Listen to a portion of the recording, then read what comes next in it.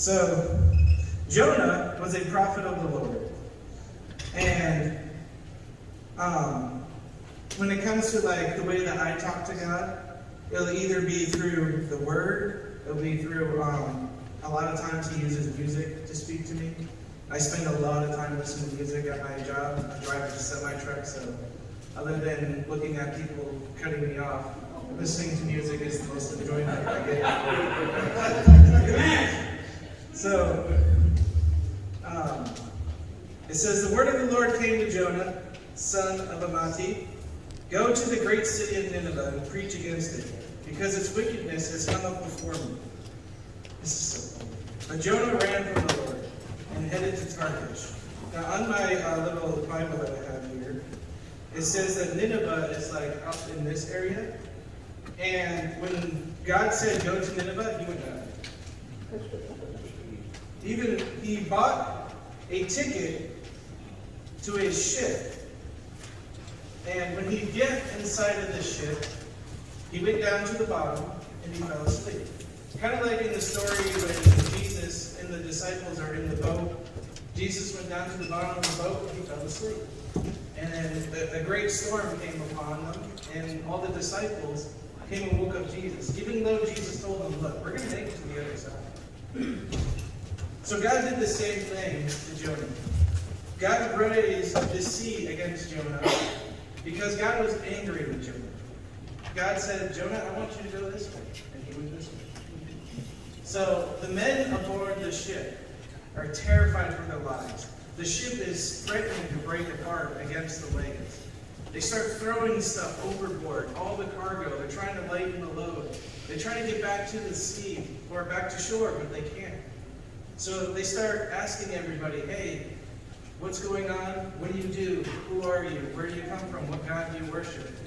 And they end up finding Jonah in the bottom of this boat, sleeping.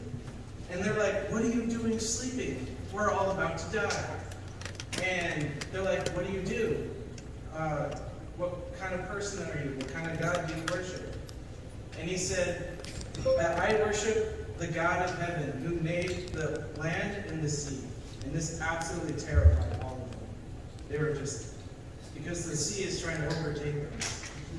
And so they said, what did you do? Why have you brought this great calamity against us? And Jonah tells them that he was running from God, because it's not exactly specific on why Jonah was running from Nineveh. Nineveh was a great city, and there was a lot of sin in Nineveh, but there's also a, I forget what they called it. What was it called? There's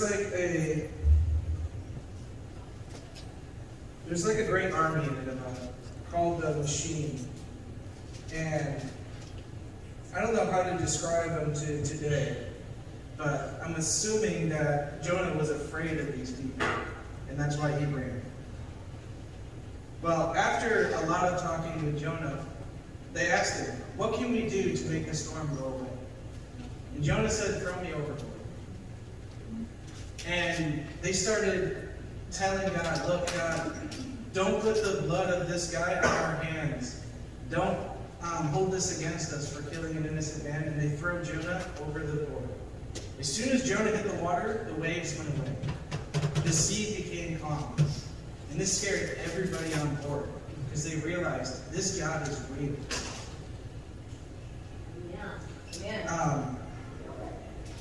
Yeah, they all repented and they all made vows to God that day. Now, a big whale. In the Bible, in my Bible anyways, in this one, it says a large fish. I've heard whale multiple times, so I don't know if there's a different version of the Bible that says whale.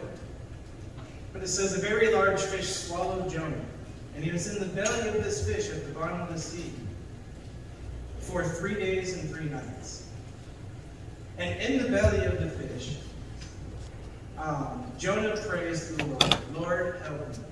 Let me see your face again. Let me see your temple again. And Jonah ends up getting spit up onto dry land. And the word of the Lord comes back to Jonah. Jonah, go to Nineveh. Preach against them. Now Nineveh was a great large city. It took 3 days for him to walk through the city alone. And after the word of the Lord that was given to Jonah reached the king was like, everybody, we need to hold a great fast.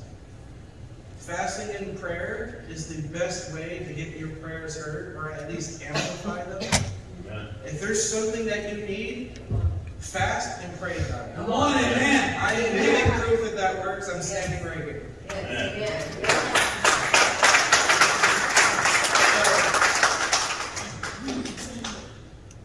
Everybody in the kingdom, animals, people, even the dog, they're all covered in sackcloth, which was a form of a way to show that you're mourning.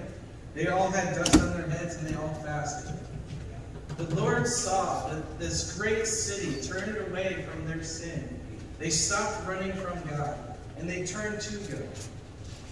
And he relented from his anger.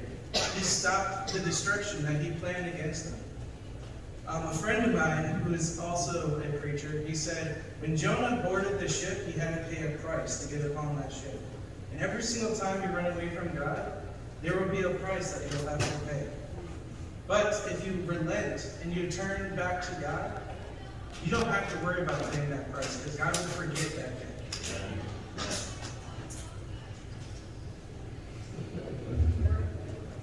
Now, when Jonah was in the belly of the fish at the bottom of the sea, there's literally no light.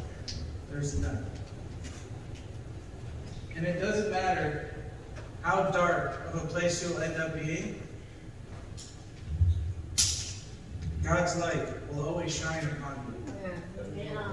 So even if you're in the darkest place, always remember, God will lighten your day. Amen. That's